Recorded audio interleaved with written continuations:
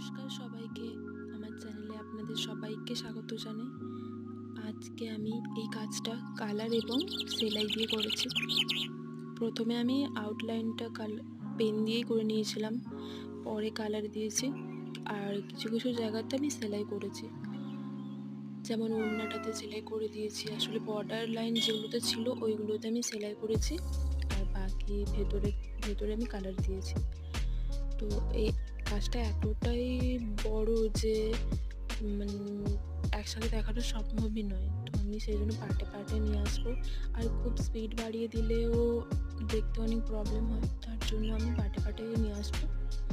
তো আপনারা দেখে বলবেন কেমন লাগছে। আপনাদের ভালো খারাপ যাই লাগুক আমাকে অবশ্যই কমেন্ট করে জানাবেন। আর যদি ভালো লাগে অবশ্যই আমাদের চ্যানেলটাকে সাবস্ক্রাইব করবেন। ধন্যবাদ।